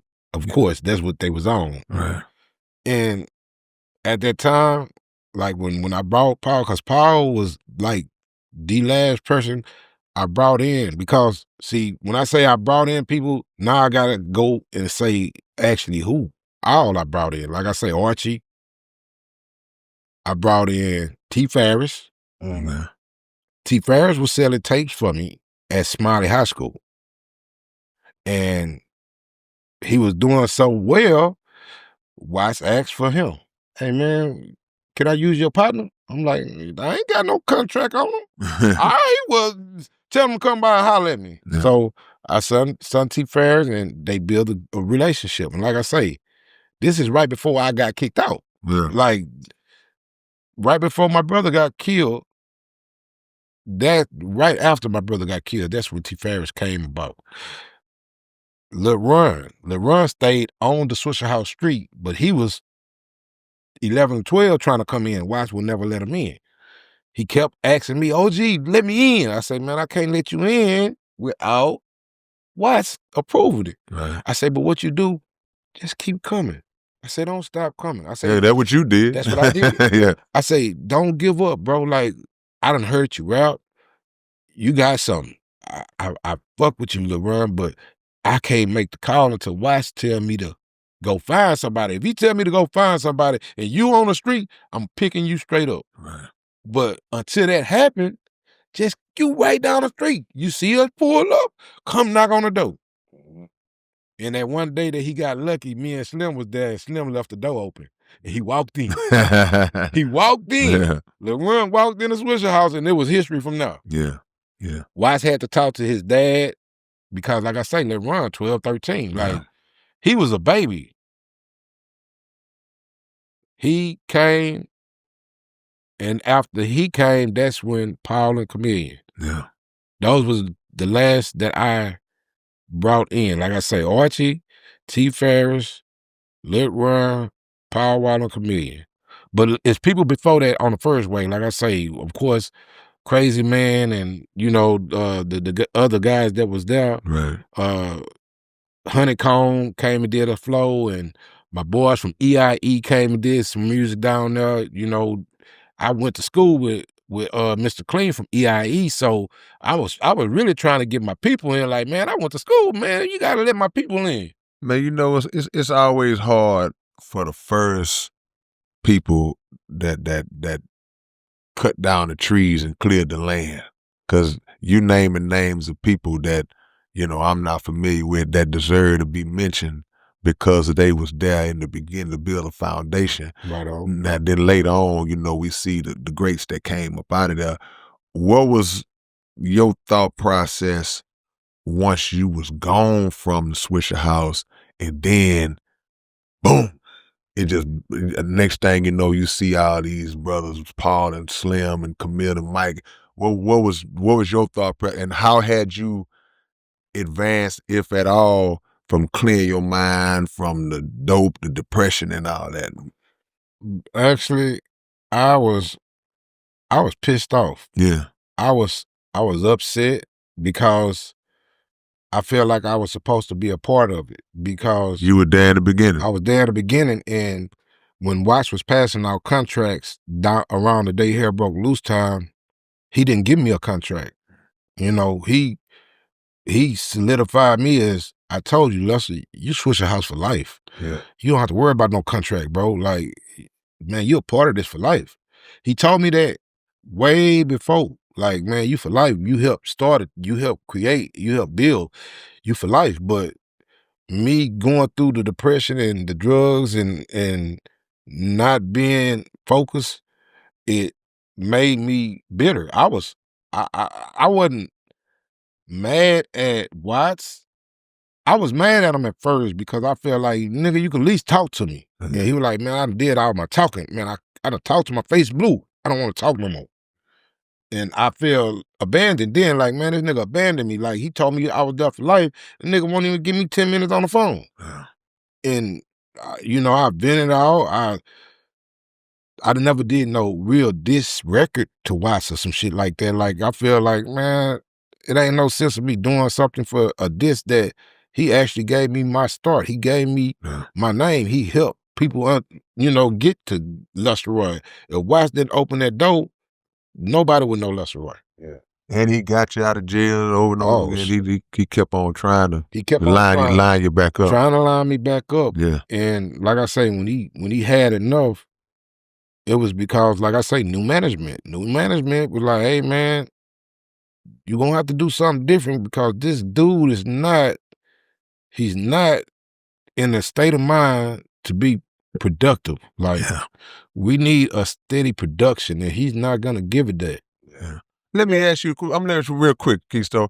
So if you was not the one doing what you was doing at that time and you was on the other side of it, would have kicked yourself out? Would you have ran you off? And Most definitely, I think I would have. Yeah, I would have, because you know, it's like me trying to help people. I done try to help people after that, because I think Watts installed a lot of that, help people out, like give them a chance. Yeah. I got that from Watts. Watts gave me a chance, so why wouldn't I give somebody else a chance? Yeah. So I reached out to people that rapped, and I tried to put them on my music. Like, after I got kicked out, I'm like, I'm still passionate about making music. I still got A&R sense, because like I said, at the time back then, it's like I was A&Ring. I brought artists that was real successful. Right. I brought people that was really big and big. You know, I still look at T. Farris, but I feel so blessed to just know that I gave him his start. Man, you know what I'm saying? That's great. Outside of that probably would have been your eventual role, you know, outside of rapping as well. But to just, because the names that you mentioning that you brought in, man, that's an eye and an ear. Yeah. For talent. So how long did it take you after going through your thing to clear out, to say, man, you know what, I was tripping, man? Did it take years? It took years, because I'll say till about 2008. Okay. It took, and this, like I said, I got kicked out 2001. Right. The wreck happened 2002. I had an accident 2002. I had got kicked out before the accident happened. Yeah. I had got kicked out a couple of months before the accident happened. Right. And when the accident happened, I was in the hospital for 2 weeks. I had like 8 or 9 surgeries before I left the hospital. Yeah. And when I got out, they had me on a whole bunch of different drugs. And when I was there, they actually told me that's the only thing that saved my life, that I was under the influence. If I wasn't under the influence, I would have bled to death. Yeah. My temple was cut wide open. I had glass in my right eye. I had lacerations all in my chest from the airbag and the glass hitting me in my chest. I was, like, they have surgery one day, and then I'll be out for 2 days, and then when I get up, they'll have another surgery, and then I might be up for a day. And when I got out the hospital, I went to the visitation and seen how many people came, and I'm like, I didn't see nobody. Only people I seen people, but all the people that was on the visitation who visited me at the hospital, I was like, man, my mom was like, it was people coming every day. Man. Mad Hatter, Chameleon came. Mad Hatter gave me some blessings and told people to pray for me on the radio. And that was kind of big, because people was telling me when I got out, man, Mad Hatter was telling us to come to see you and to visit you. Like, man, like, that's how I knew where you was at. Right. Because Mad Hatter was saying it. And, like I said, at the time, Watts still was at the radio, but me and Watts, like I say, he was done. Yeah. Like, he didn't come to the hospital, and I could understand. I didn't understand then, but I understood. Yeah. Like, I really fucked up. Yeah. That's what kind of made me think, but then I was still like, I still wanted to be bitter. Yeah. And like, man, that's fucked up, man. I'm supposed to be there. These niggas, I'm Right. venting to my people and my partners, and they were like, bro, why don't you sue them? Can't listen to everybody. Yeah, they said, why don't I sue him for the brand, the logo? Yeah. Like, man, the brand is on Mike Jones' album. He went platinum, man. If they give you 2% off that nigga album, listen, you'll be good. I'm like, but man, that's when I started telling people, man, look, that was like 2006, I think Mike Jones' album dropped or something like that. 2000 what? It's whenever his album dropped. That sound about right. That's really when I started saying, man, it was my fault though, man. Like how I'm gonna be blaming and mad at him when I wouldn't listen. I wouldn't slow my roll. I wouldn't get out for the drugs. And I tell a nigga, you buying my dope, nigga? Right. You know, I have a funky ass attitude when a nigga say, Lester, you're doing too much. Nigga, you buying it? Yeah. Right. Nigga, I'ma sip this drink. Right. You know, I didn't let him know I smoked dip until he caught me high on dip. When Watt seen me on dip, you know what he told me? Go home, Lester. Yeah. I knocked on the door. He told me to come to the studio. He was recording that day. Yeah. He looked out the window and seen me. Seen it in your eyes. Go home. Yeah. And I cussed him out right there. Bitch ass nigga, open the door. Yeah. Go home, Lester. And he went back, and next thing you know, all I hear back to the mix. Back to the mix. Let me ask you this. Well, about the contract, because this I was wondering, do you think they in their contract that they wrote it up as you was the owner? Because you kept saying something about they saying you the owner, and then when you brought their contract back to them and they reviewed it, that might have been what it is. I think it said like you the owner, like they might have thought you were taking ownership of what they were putting together. That could have been what it was, but then again, like I say, it was new management. New management say he fucking up. Yeah. Period. I don't give a damn what that contract say. This nigga been fucking up. Oh, okay. Yes. And he turned down the first Swishahouse album. Who does that? Yeah. Do you know this is the first solo album. Yeah. History. Yeah. It's just like Archie made history with it. Right. That was supposed to be me, but I chose to say, I'm not ready, man. Let Archie do it. Yeah. And they probably thought he's scared of success. No, he knew I wasn't scared of his success. You were tripping. I was tripping on drugs. This nigga don't give a fuck. This nigga cussed me. Look, I cussed Dash out in front of my mama. My mama feel bad, man. My mama got on my ass for cussing Dash out. Right. Why you do him out like that? I like him. Yeah. I say, see, because that's what it was when me and Dash fell out that last time. And it was because I went to jail. When I got out of jail, I was asking Watts for some money. Watts was like, man, I ain't getting you no money. You know what I'm saying? Man, I can't do it this time. That's like he was putting his foot down. I love that impression. That's my bro, man. That's my bro. He say he been jumping his fences in the 4th grade. I love it. He say, I ain't gonna be able to do it, man. I say, but why? Oh man, come on. I need it. Yeah. I need some money, man. He said, man, I ain't gonna do it, man. I can't do it, man. Man, shit, Kyle Dash. Songs on beat and all that stuff, man. Like when he was DJing, I started watching Walter when he I called Dash and I say, Dash, look out, man. I just got out of jail, man. Watts told me to call you, man. Man, what you need, Lester? I say, man, I need to get some shirts pressed up, man. He say, I tell you what. He say, I know you ain't got no money. I say, no, I'm broke, man. I need to get some shirts. He say, I tell you what. I'll press up the shirts. You get half and I get half. I say, okay, cool. He pressed the shirts. We went to my press. He paid the money. Come back with the box of shirts, break them down evenly. I go off and I sell my shirts in like 4 days. And I re-up. When I re-up, I don't tell Dash. See, that's when I fuck up with Dash. Because Dash felt like I helped you in your time of need, and now you don't want me to help no more. Yeah. I want to keep helping. I want to be a part of the logo, the image. Watts already letting me in. You feel me? Yeah. I'm new management. Right. And you don't want my help? No. And I cussed him out, nigga.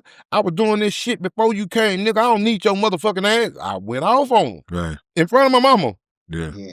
And my mom was like, why you do him like that? Yeah. That man just helped you get a shirt. I say, man, he think he gonna get the shirt and run my shit, man.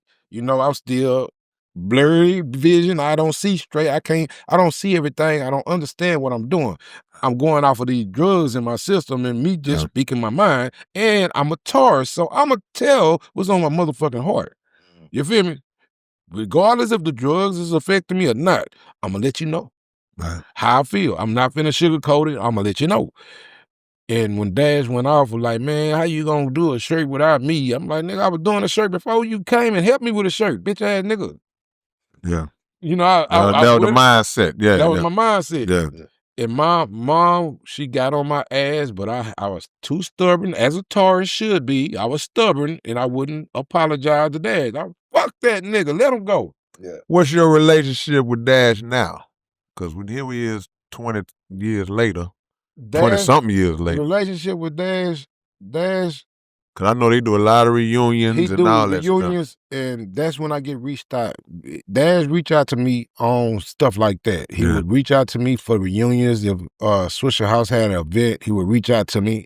And, you know, I started feeling like he was using me, actually, only because they need me. Because this is what I see. Okay, I got kicked out in 2002.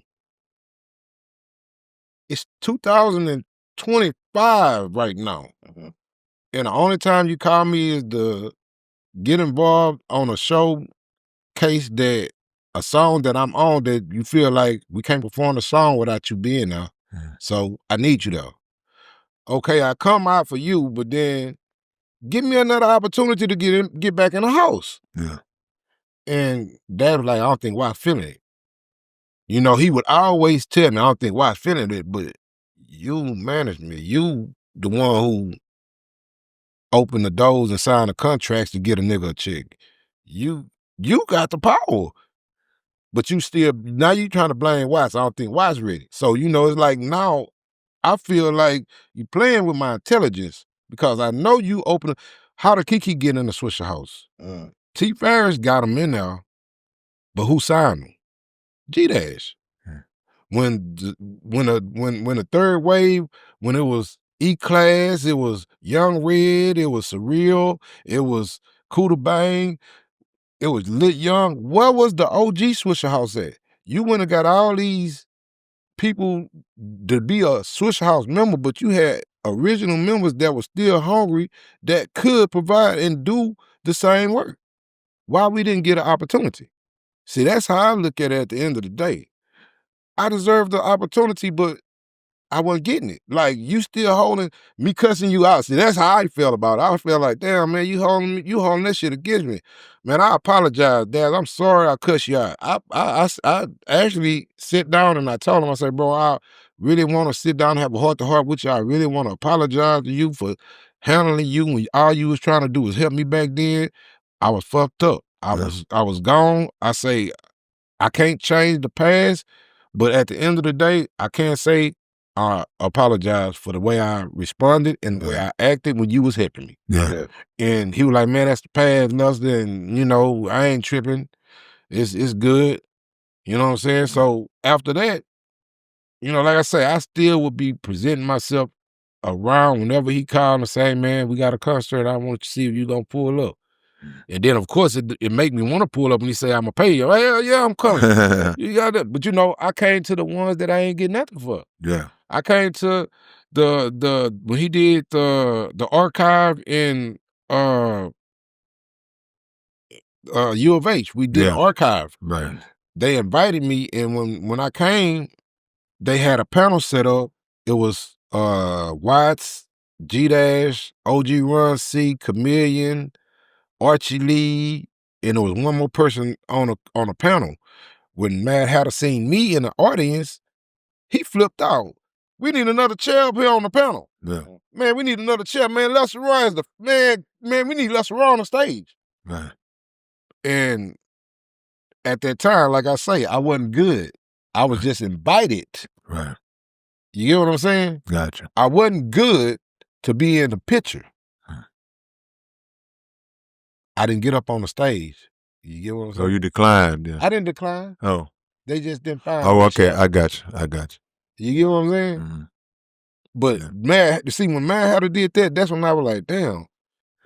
should I go? But nobody was pulling no chairs. Nobody was trying to find no chairs.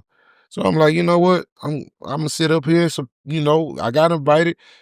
I brought the logo, the images that I created. I brought some of the first shirts. I brought some of the first towels. I think I had some halter I had some of my first. Had some halter tops. Yeah, he was ready. I got tired of getting women these shirts that I'm like, you know what? I'm gonna make some shirts just for the ladies. Yeah. And they was cheaper.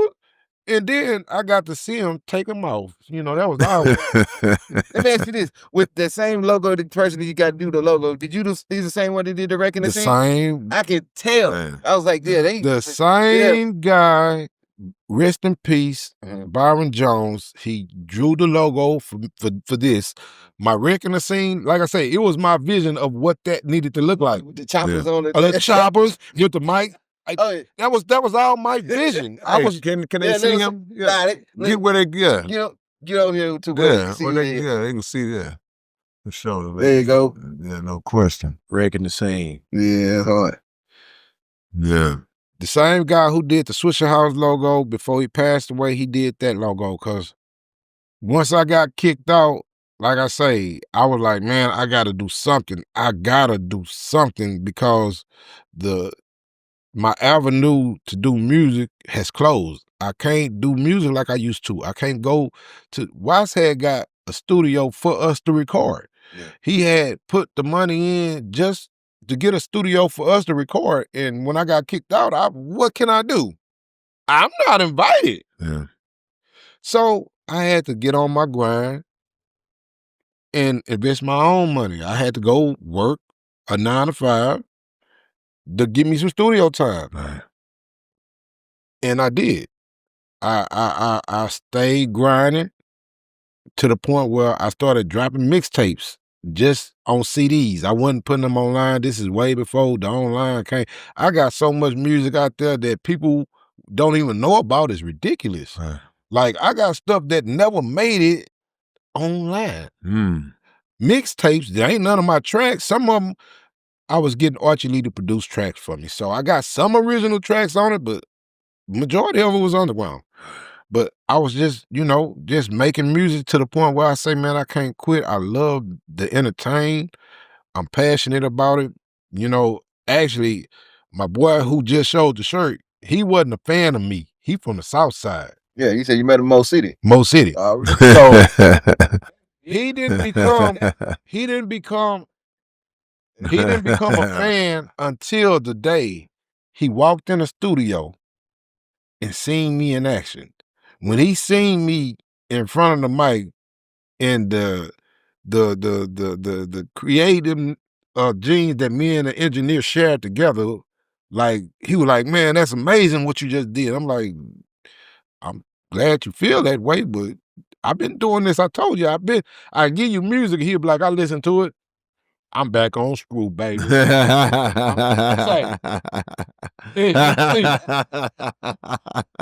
SPC. Yeah. I'm like, I know Klondike Cat now, they go hard. He was like, nah, okay, we know. I'm like, they on the same team, nigga. Absolutely. Golly, I know. My dog. Say, he was real. Yeah. But like I say, he was your fan. Yeah. He wasn't my fan. Yeah. He was not my fan until he came to the studio and seen me in action. And then he was like, oh, Lord Jesus, boy, you got something. I'm like, I get it now. Oh, thank you for getting it. He was like, nah, Lester, it's just amazing to see it. I hear it. Like, when I hear it, it ain't the same thing. For you performing, like, when he see me perform too, he went like, oh, yeah. Nah, that's an entertainer. You entertainer. Right. You're an entertainer. Right. Well, I said the same thing too. Like, man, I like how you work the stage. Yeah. You don't stay in one spot. You work the stage. I'll be the sweatiest nigga in every Swishahouse show, I'm sweating in a motherfucker. Yeah. Everybody else, they kind of dry. I'm sweaty. Yeah. But the fans, they get it. Yeah. The fans, my Hispanic people, I love y'all because they show so much love. Salute, without a doubt. I love without a doubt. No doubt about it. They used to show me so much love. Like, anywhere I go to Pasadena, man, them people love me. I love them back. Yeah. they'll buy a shirt off of my back soaking wet. Yeah. And I'll be like, I don't want to sell it. I'll give you $80. Well, it's Nigga, sold. Yeah. Whoa. Yeah. You know, but it's love because they feel like, hey man, you gave me something that I needed. Man. I needed to see a show and you gave it to me. I've been on the mic 2 times at a Swishahouse show, but you swear to God, I did that whole show by myself. I'm rapping everybody first without a mic. But I lost 15 pounds on one show. I'm crunk, I'm jumping. I done took like, man, I'm doing all kind of, okay, them people used to love that. Yeah. And Watts used to be at the DJ booth watching, like, boy, they love when you get like you get. I told you though, because I never knew the story about you getting kicked out, but I told you I always used to hear your name. Right on. Yeah, I mean all the way up into recent time. I ain't talking about just way back in the day. Your name will come up because you're gonna hear the Slims, the Mike Jones, Chameleon, Powwow, rightfully so.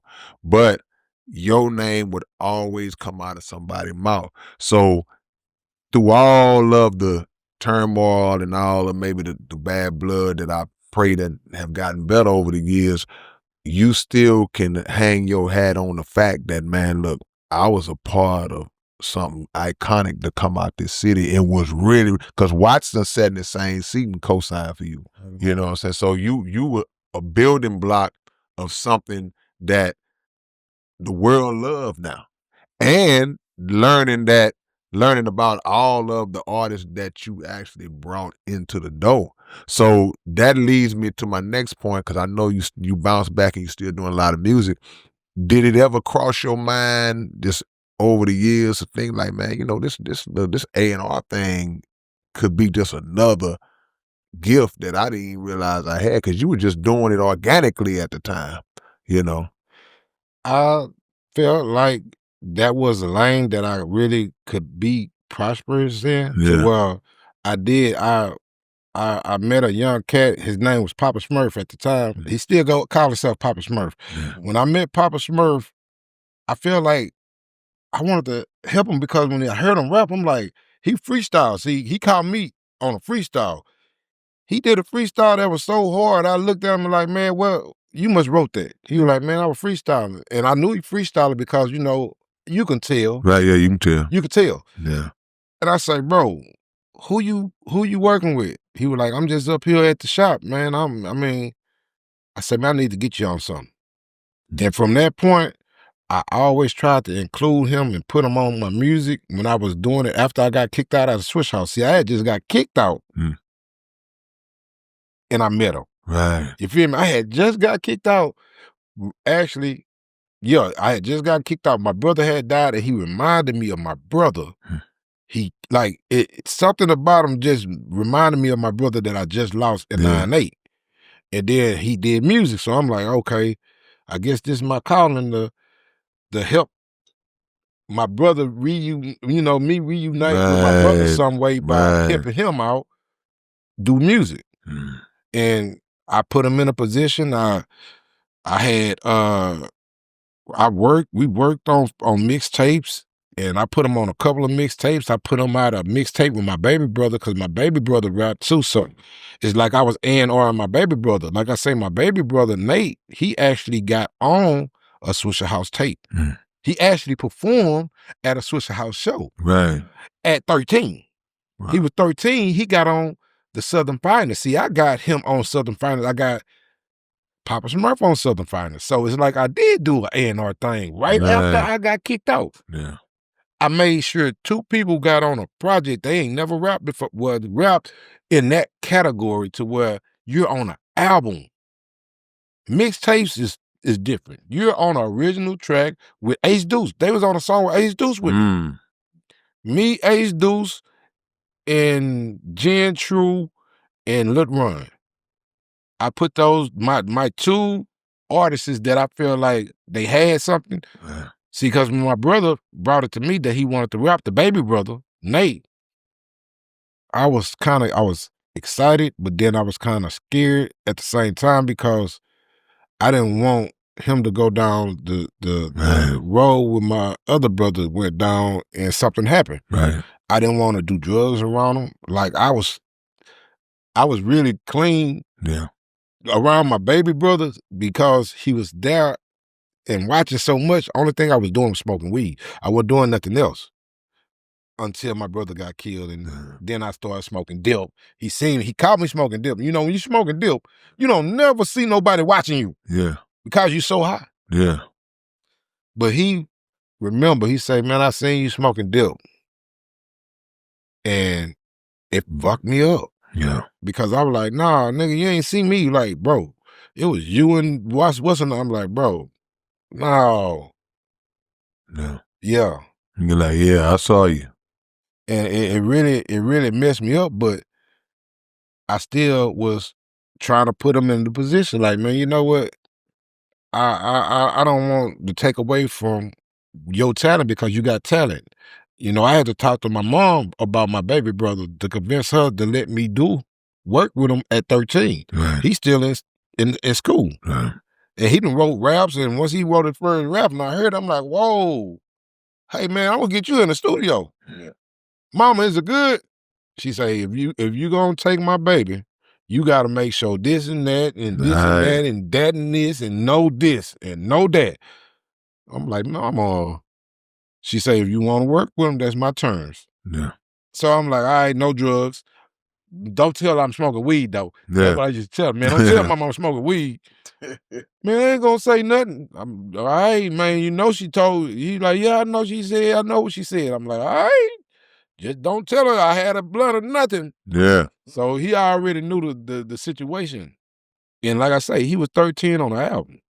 And he got paid for it. Yeah. You know, the same kind of deal that we did with Swishahouse, you sign for your money up front. Right. But my money, I broke it down with my artists. Like, you know what? You on a song, he go, you $250. You on a song, he go, you $250. I'm gonna keep $500. I charged them $1,000 to do the song. Right. So I gave them $250 for doing a verse. That was their first time ever getting paid.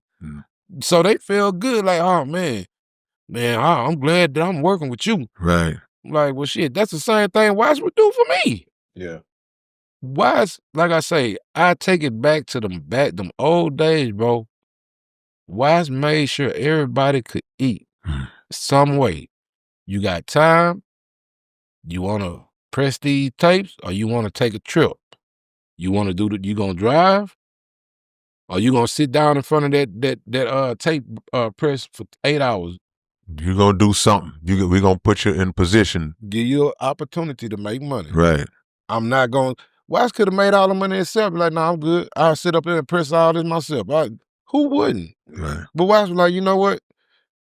I'd rather give you an opportunity to make money than you go out sell dope and go back to jail, Luster. Right. Yeah. You don't have to sell dope, Luster. You don't have to. Now, if you want to sell it, that's you, but you don't have to. Yeah. I'm giving you an opportunity. But you know, when you a dope boy, and you know, when you dope boys get a lot of action, you know what I mean? Right. A lot of action. I used to love that action and attention. Yeah. Yeah. And to have money, don't give a damn. I'm gonna make some more in a couple hours. I would say the money come quick and Money easy. come quick and easy. Yeah. But it burn fast and quick. Right. Right. It really do. Right. Especially when you paying for lawyers. Like I say, I was spending money on lawyers, but Watts was helping me. Yeah. It wasn't all my money. Watts was helping me. Right. You know what I'm saying? And I thank Watts to this day. Every time I see him, I say, bro, I appreciate you for what you did back then. Not just for what you're doing now, giving me a second opportunity to be a part of something that I helped create. Right. You know, I really appreciate you now for letting me in. You know, like I say, it took the situation with him and Dash, what they going through, for me to get my opportunity back. Yeah. You know, because when I was going through Dash, actually, I asked Dash to talk to Watts for me, and Dash used to always say, man, I don't think he want to hear it. You know, but as the time passed by, when I talked to Watts and I told Watts that I was reaching out to Dash for him, Watts told me Dash ain't never tell me nothing, Luster. So now I got who do I believe? Do I believe Watts or do I believe Dash say that he was out telling Watts, hey, Luster need this. He want to see if you can help him. You know, I had an album, the Everything Happened for a Reason album. Yeah. I wanted Watts to chop it up. And I asked Dash, could he holler at Watts for me? And Dash was like, I'm gonna holler at him. And he called me back and he was like, man, I think you probably need to get somebody else to chop up that album. And I'm like, damn, man, what the hell? Man, it's been over 20 years, man. Watts ain't over, this is how I'm talking to Dad. Like, man, it's been over 20 years. Watts ain't over, whatever. Man, come on. I said, all right, fuck it. I'm gonna go talk to Ron C now. I'm gonna go talk to Lil C. And I did. Lil Steve chopped up the project. But then when me and Watts sat down and started working again, when Watts, reached out to me, and cause he reached out, when Watts reached out to me, man, it really shocked me. I was in complete shock because, like I say, it been over 20-something years. Me and him, it's like we was just playing cordial. When we were around each other. So y'all would come across each other, but it wasn't like it was. It was never no beef. It was just like we never talked. You know how you come around, you could be around somebody, but you never say nothing to him? Right. That's just what we was. He'll be around me, we would never talk. So it didn't feel real. Like, to me, it just felt like it was, it wasn't real to me. Gotcha. So I'm like, when he called me, and I looked at the phone, I'm like, who is this? And it's Watts. How you get my number? Like, I'm being real. Like, nigga, that's what I asked him when he called, man, why you get, he said, man, I've been at your number. I'm like, okay, what's up? Oh, man, I'm getting ready to do this show, man. I want to see if you want to be a part of it. I'm trying to do it like this here. I want to get all the OGs, Swishahouse members, and do this and that. And I'm like, yeah, I want to be a part of it. And once he said okay, he said, well, I need you to do a drop for the show. I need you to do an Instagram drop. Where you at? I said, I'm at the studio right now. He was like, okay, I'm going to pull up on you. I'm like, okay, no shit. Yeah. You for real? Yeah. He was like, yeah, man, I'm going to pull up right now. So he pulled up at the studio, and I did the drop, and we had a heart-to-heart right there. Yeah. When we had that heart-to-heart, Watts looked at me, and he said, Lester, I love you, bro. He said, man, let's just move forward, man. That's the past. We can leave that in the past. I love you. And yeah, let's work. So I'm like, bet.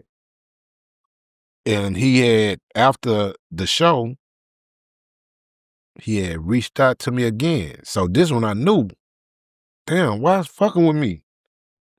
After over 20 years of him not fucking with me, now he calling me. So I'm like, Watts fucking with me? Damn. He called me, he say, you got some R&B type music? I say, some R&B type music? I say, yeah. I got some R&B type music. So I sent him my boy Darnell song, the Slide For You with Lil Creel. Yeah. He heard it. He called me right back. I'm putting this on tonight. I say, bullshit, stop playing with me, man. Yeah. He say, watch. Just listen to the radio. I say, man, you for real? He say, man, I gotta go. I gotta go. He just, cause I don't believe him. He like, man, I gotta go, man. I ain't finna keep on telling you. Yeah. I gotta go. Got off the phone. I called up a couple of my people. Called my people at the time. Me and him, we weren't talking. This is my brother though. But you know how brothers is sometimes. You don't talk. You get like that. We was going through a little spell. I wasn't talking to him. He wasn't talking to me. So I couldn't call him and tell him the good news. You feel me? I'm a Taurus. I can't call you and break my silence. You feel me? You gonna have to break the silence. You feel me? I'm being a Taurus, typical Taurus. So I called my partner, and my partner called him up. That's how he found out. He went through a third party. He went through a third party. But eventually, he had to talk to me. Yeah. Because I was asking, did you hear the song? You know who made that happen, huh? I say, really, it was God, but it was me. Yeah, no doubt. It was me. I say, Watts asked me for a song, and I had talked to him. We was after we talked, nigga, it's like Trust me. Pick right up. Pick right up. Like, nigga, forgot all about the bullshit. That we was beef. We weren't beefing. It was just we weren't talking to each other about it. Right. Forgot all about it. Like, after that one time, damn, we talked to each other like every day, every other day. Like, seriously. Like, it went back to normal. Yeah. Went back to, man, you need me? I got you. See, when I got kicked out, Darnell had opened up a limousine service. Yeah. Matter of fact, he got a limousine from Showtime. I guess it was one of Showtime old limousines. He done decked the motherfucker out, put motherfucker 20-inch screen in that motherfucker. Yeah. Then put 415s in the trunk, then put rims on it. And he was calling the limousine, Wrecking the Scene Limousine. Man. So now I got a personal limousine driver. Wow. Chauffeuring me anywhere I need to go. Pulling up, knocking my shit. Right. And everybody like, damn, that's all good. Yeah, that's my boy Les here in the back. Right. You know what I'm saying? Right. And it was like it was a beautiful thing to have my family show that type of love. Anywhere I want to go, man, we go. What you need? Where we going, Lester? What you need help on the room? Like, damn, nigga, I'll buy the room, don't worry about it. Like, you gonna pay for my room? Yes. I got you, man. That's brotherhood, man. In a slab limousine. Limousine. Well, let me ask you this, because I know you got a lot of stuff coming out. Give us your any new projects and your social media. Let people know where they can find the new stuff that's coming out, man. And just, because you gave us some dope history, man. Today. Okay, so me and Watts is working on an album. Cool. Yeah. It's titled Swishahouse OG, Lester Roy. Yeah. Just for the people who don't know who is the first member of the Swishahouse. That's for the world. There's a lot of people in the world that don't know. The last single I just dropped We Steppin', which is a line dance. Is hey man, featuring Difficult the Barber. It's the latest single, like, it's a feel-good song. The album is gonna be a feel-good album. I promise you, you will not be disappointed. My outlets, OG Lester Roy on Instagram. You can go on Spotify, Pandora, YouTube, Lester Roy, Wrecking the Scene. And hey, I got videos. I got a whole bunch of more work. The Bag Talk featuring Magno and PKT. That was one of my last singles before I released the We Steppin', which I do have the tutorial and an instructional online for the We Steppin'. So if you hear the record, which it is in rotation, Watts is spinning it every Sunday now on the box. So We Steppin' is available, Screwed and Chopped. Well, his name, we're gonna say Swishahouse Remix. Yeah. Because Screwed and Chopped is still for the legend Screwed. That's his title. So absolutely. we're gonna say the Swishahouse Remix is out right now. The regular version is out right now. I got the instructional for the people who want to learn the dance, and I got the tutorial for the people that's a little slower learning the dance. So I got one way you can go slow to learn, and then one way once you got it, hey man, play the song and get with it. Yeah, I ain't missing nobody, man. Well, brother, Like how Watt was all through that Bag Talk. Yeah. Say, man, and see, the Bag Talk, that was the second video with Watts. The first video with Watts was with GT Garza and Joe Weed. It was the Hold Up Big Watts. And that song is very special to me because I was basically expressing my happiness of being back with the house on that song. If you listen to my lyrics on the Hold Up Big Watts, you know, I'm paying homage to Watts because he gave me my start and he gave me another opportunity. Yeah. And I can't go and get back in a position if he don't open the door. Right. So the Hold Up Big Watts, it was just me saying, thank you, bro. Like, I appreciate you. And when he heard it, he was like, this record is dope. Yeah. And I paid for the record myself to the point where I gave it to Watts. I said, you know what? You can put this out. you can put the regular speed out, and you can put out the Swishahouse remix. And I went and I paid for the video to get shot. It's my song, but I gave it to Watts. You feel me? Yeah. Like, you know, at the end of the day, if you feel that song to the point to where it's jamming and you gonna play it, it's your song, brother. Right. Play that motherfucker. Please play it. Because I've never got on the radio unless I was on Drink Up in My Cup. Yeah. And at one point, Watts did cut me out of Drink Up in My Cup because of my shit that I was doing. Yeah. I got cut off that song, but he went back and he put me back on it because he was like, man, that song wasn't right with you off it. Like it was what the world got was that song with you on it. So now I'm gonna start back playing it with you on it. Yeah. But he did. I had pissed him off. Oh man. See, that's a whole nother story. That's gonna be some stuff that really, when I do that, Yeah. I'm gonna expose some real shit. I'm exposing real shit right now. Yeah, But no question. some of the stuff I'm gonna save for another day to where Absolutely. the people is gonna understand why. And you know, like I say, you understand why right now because, like I say, I was messing up. I had to look at my own bullshit and be like, that's my bullshit. Yeah. I did that. Watts didn't do that. Dash didn't do that. I did it. But you know what I'm saying? it take a real strong brother, real man to admit take his own accountability, you know, and even with that, it's always a side that does deserve credit for your contribution at the same time, though. And I wasn't getting it.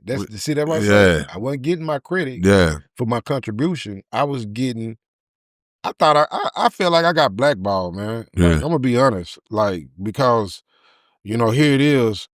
I got two huge people in the Swishahouse that never really gave me no flowers. Like, I've never heard Paul really give me no flowers for giving him that opportunity. But I'm thinking it's because he was signed to the Blast. Yeah. Because if they say don't promote somebody if you want this check, what are you going to do? Right. Yeah. Are you gonna still scream out this guy's name if you know it's gonna stop your money? There's a conflict of interest. It's a conflict of interest. Yeah. So you got T. Farris, and like I say, T. Farris was hustling my T-shirts and hustling my towels to get in a position to be in the house as an A&R. Yeah. You know what I'm saying? He never. Every time I see T. Farris, he showed me love. He acknowledged me. Hey man, this the reason why I'm where I'm at. If he wouldn't have gave me a chance, but he never did it public. You know, I be looking for a podcast or an interview with them saying these things about it. I don't see it, so it feel like, you know, why? Why didn't Paul say my name on nothing? Why? You know, I get it. Yeah. Paul probably would have said, I want Lester on an album. Man, I need to get Lester on the album. He the reason why I got on Swishahouse. But at the time, you faced with, if you bring him over, we scrapping this album, basically. Right. We not promoting this dude. We not promoting a drug head, hot head ass nigga that cuss everybody out and don't give a fuck. We not promoting this. I understood. Right. Now I do. But back then, I was like, man, that's some old ass shit. Them niggas ain't never say my name. But then, like I say, now I get it. Right. So they sign to somebody that say, hey, man, that mean don't do it. Yeah, business. And, conflict in business. But on your end, growth and maturity to get it. Exactly. Because you done said I get it a bunch of times. It makes like, okay, in my right mind, I understand their perception of me in that state that I was in. Exactly. So I get that. But again, like I said, it still has to be a balance to where people will publicly acknowledge what a person brought to the table, you know, because I mean, any house got a foundation, and you are part of the foundation of that house, and that got to be paid homage to regardless of what. But I like that y'all still can come together at times and be in the same room, and it ain't no out of control type of friction and things of that nature, man. You know, Houston, that's just how we move. It's gonna always be some issues, but you know, we address that stuff when the time comes, and for you to know whatever is for you is gonna be for you. God, they can't stop what God They got can't for you. stop. You know, just and vice versa. It just Yeah. takes some time, Yeah. some healing, and some wisdom to be into the area to thoughts. Like you gotta think clearer. Like I say, with Yeah. me clouding myself with different things, I wasn't thinking clear. Yeah. I couldn't. I was just last I was upset. I really was. I was Right. mad that these niggas own and I'm struggling. You know, Yeah. I'm working a 9 to 5, and Yeah. I'm paying my own studio time, which I originally paid my studio time when I first got in the industry. Yeah. So it's like I did it before, so I'm not tripping on I gotta pay for studio time to do music. Right. If I'm passionate about it and I feel my music is gonna touch somebody, I'm gonna do music. Right. Yeah. Why not? I'm gonna invest money. Well, we bet on ourselves anyway. That's what it Exactly. is. Like, so if you look at that, okay, well, man, I felt like I should have been on this wave when it was at its peak. Okay, the cards didn't line up like Cards that. didn't line up. But long as you waking up, long as you still vertical and in your right mind, you ultimately dictate where Right you on. go in anyway. So it's man, brother, we appreciate you, man. I learned so much, man, and I appreciate you coming through and sitting with us, man. This been super, super dope, man. And for I real. sure appreciate y'all for having Man. me to get what y'all got up out, man. And we got him first. There you go. And it's real. It's not no lie. Yeah. You ask anybody. I mean, you know, like you say, Kay, when people come up here, they mention me. So Yeah. evidently, you can't erase the history No question. at all. No Like it's question. a part of his. Even though, like I say, Watts was at that anger point at that one time where he took me off a drink up in my cup because he was hurt. He was Right. more hurt at me what I did at the time. Yeah. He was hurt. Like I see that I really did. I hurt him. Right. And like I say, when we had that conversation, I apologized and I begged him to forgive me. I wasn't in my right mind, bro. Yeah. I know that was some hoe ass shit. I look at what I did and say, that was some hoe ass shit, nigga. I would have slapped the shit out of myself. And that's why I asked you that question. If you was sitting on the other side of the seat, would you have kicked you out? Yes, I would have. You know, for you say, yeah, you know, Yes, I would have. That's real as it gets. I man. would have done Yeah. it because it's no way to win if we ain't on the same page. Come on. We can't win. Come on. The one and only Lester Roy, Swishahouse, man. Much love to you, brother. Much success. It's your big brother, K Reno. My boy Keystone. It's the Underground Dialogue Podcast, and we are Artist. It's your big brother K Reno. Look, man, the Underground Dialogue website is back in function. We back in motion, man. If y'all want Underground Dialogue Podcast merch, whatever you need, go to undergrounddialogue.com and check us out. And always make sure that every Wednesday night, y'all are checking out the Underground Dialogue Podcast right on YouTube, 9 p.m. Central Time. Yeah!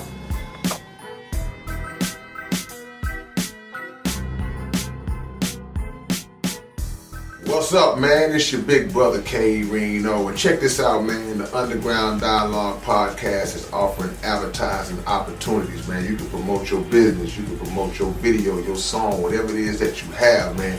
Reach out to us if you're interested in promoting on the Underground Dialogue Podcast. All you gotta do is email us at undergrounddialoguepodcast@gmail.com. Get it. What up, man? It's your big brother K Reno. I'm proud to announce that I'm a new brand ambassador to this new brand of clothing and shoes called Volas. Y'all make sure that y'all support this. It's already available.